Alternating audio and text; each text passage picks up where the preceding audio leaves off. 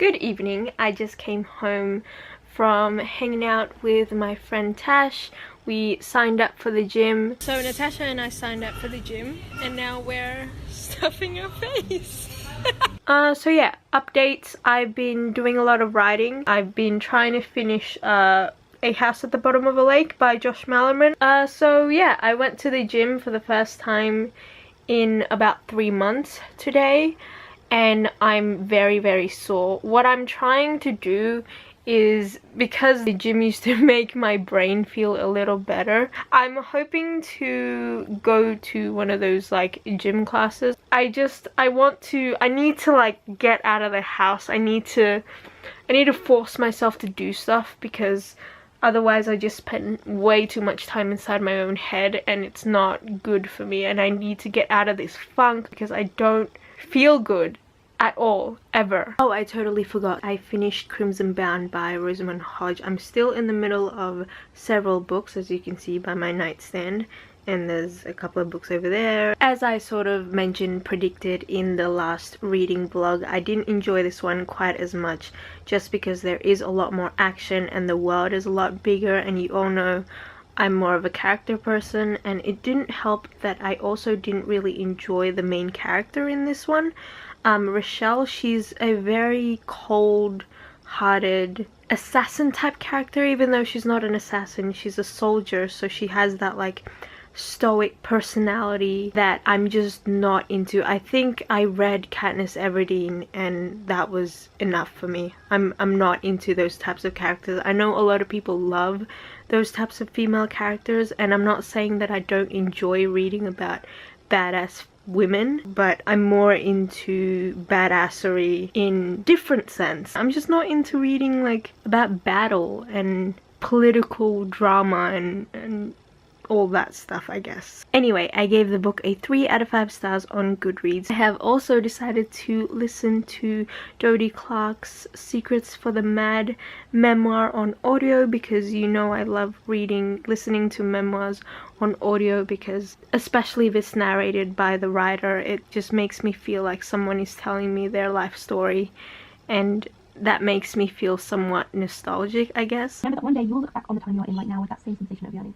Try to zoom out and view the situation for what it is, not for the terrible source of unhappiness. Bonjour, I am coming to you from underneath my dining table because reasons. I finished Secrets for the Mad by Dodie last night. I finished listening to it and I thought I should review it now since it's fresh on my mind. I really like it. I think I really enjoyed the audiobook, especially. I'm not sure if I would have enjoyed it as much if I was just reading it, because in between the chapters she does these like songs, she puts her songs into it, and I think that's really like what makes the audiobook really nice. I'm not sure if that happens in the physical copy. I really want to buy the audiobook, like the CD. Yeah, overall I really enjoyed it. I gave it 4 out of 5 stars on Goodreads. It's not as deep as I would have wanted it to, because I think a lot of it she's mentioned in her videos, so this is just like a continuation, like more in-depth discussions and informations on what's happened.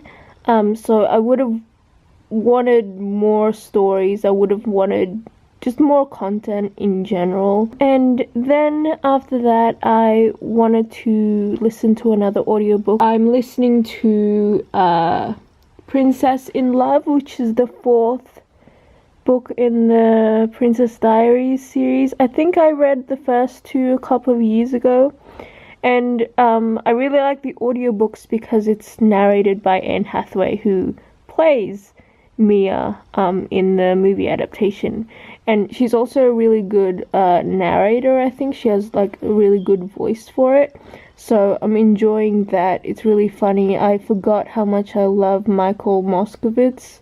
Is that his last name? And now I want to go to the gym, but I'm not feeling great, but that's probably more reason why I should force myself to walk to the gym. I don't know. All I want to do is just sit at home and cry, but obviously you can't do that all the time, right? So I haven't picked up the camera in a couple of days.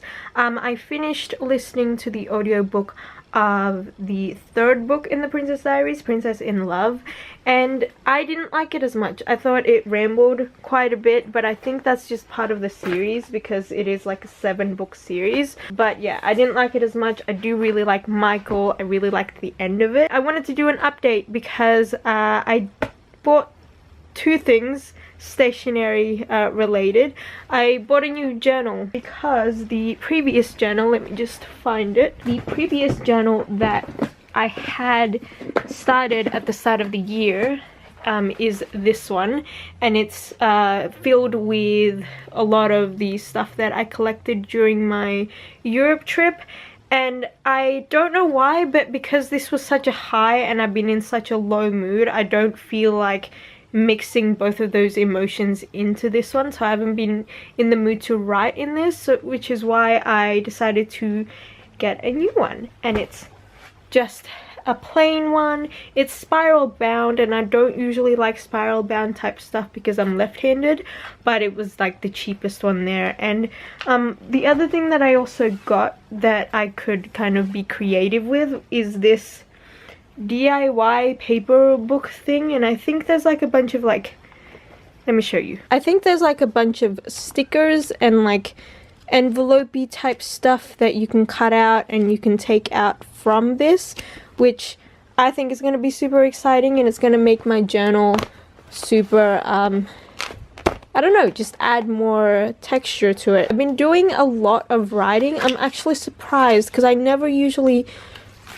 write this much these past couple of months, but since I've gotten a new journal I've been writing a lot. So anyway, I'm running late to catch the bus to meet my friend. It has been a couple of days, so I thought I would do an update. I did finish 2 books. I finished The House at the Bottom of a Lake by Josh Malerman, and I also finished the poetry collection No Matter the Wreckage by Sarah Kay. I've been through both of these books for a couple of weeks now because I've been putting books down and picking other books up, but I finally finished them. Now with this poetry collection, I went into it super excited because she's one of my favorite spoken word poets. I didn't end up liking this as much as I thought I would. There are several poems that I enjoyed in this collection, but it's definitely not a 5 out of 5 stars. I think I gave it a 4 out of 5 stars on Goodreads. The second book I finished last night was A House at the Bottom of a Lake by Josh Malerman. This, as I've mentioned, is a horror novel that's more than a horror novel. I don't want to say too much about it because I think you need to go into it blind and experience it yourself. I thought this was so well crafted and well written. I loved everything about this book and the characters and the plot. The only thing I was a little iffy about was the ending, because the ending is one of those endings that could mean different things. I think it's one of those endings that I would love to discuss with people. I'm not super jazzed about it, but I loved everything else about it, so I think I gave this a 4 out of 5 stars on Goodreads. I do have to say it is one of those books that you either love or hate, so if you're not into the kind of magic realism this book is, then you won't like it. Good afternoon. My brother and his girlfriend just came down. I hadn't seen them for a couple of weeks, I think a couple of months, but he finally gave me the presents, the books that he got me for my birthday, so I thought I'd do a mini book haul. The first thing is Crimson Bound by Rosamund Hodge.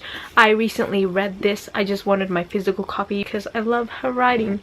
The second book that he got me is The Strange and Beautiful Sorrows of Ava Lavender. This I've heard nothing but great things about. It's thinner than I thought it would be, but I had already read a little bit of a sample on this and I really like the writing style. The third book I have, I'm actually super excited to read, but it's Every Last Word by Tamara Ireland Stone. I've heard about this book for a very long time, a couple of years, I think way before I even started making videos, so I know that it's about mental health. I know that it's about this main character who has OCD, but no one else in her life, like her friends and all that stuff, know about it, and she likes to keep it that way.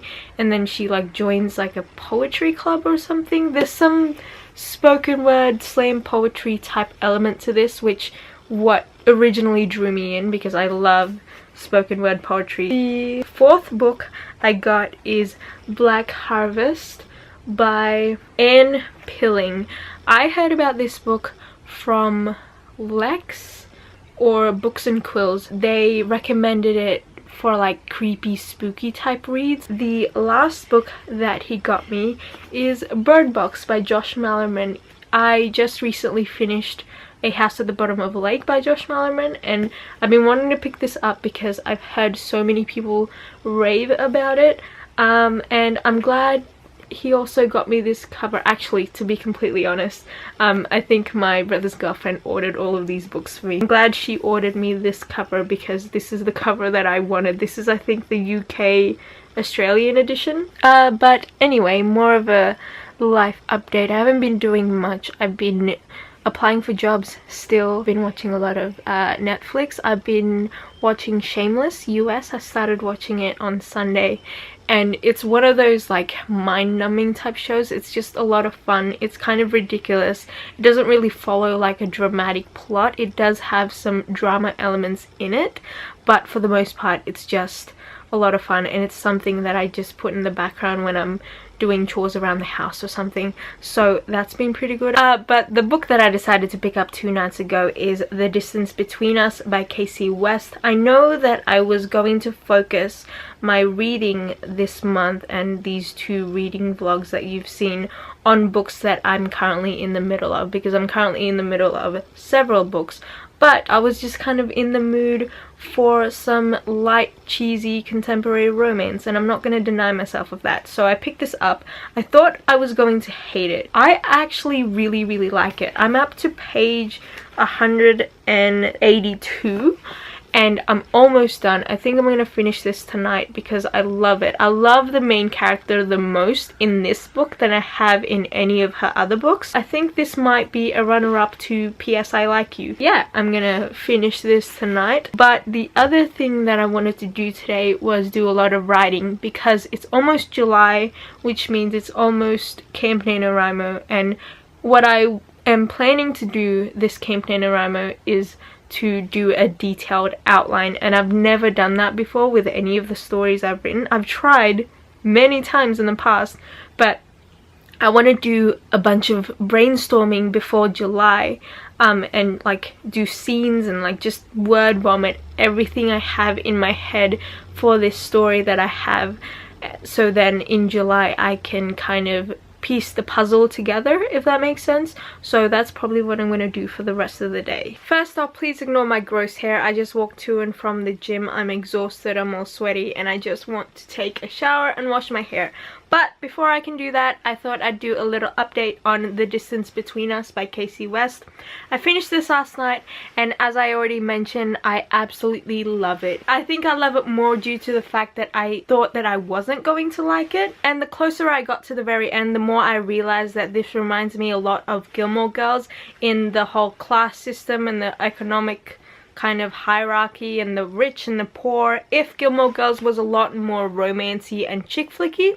I don't mean that in a bad way. Obviously I love chick flicks, I love rom-coms, I love romance in general. I think I already mentioned it, but I love Cayman as a main character. I thought she is one of the ones out of all her other books that had a well-rounded personality. She really stood out to me. She's so witty, and she has her own interests and she has her own thoughts. Anyway, having said all of that, I gave this book a 4 out of 5 stars on Goodreads.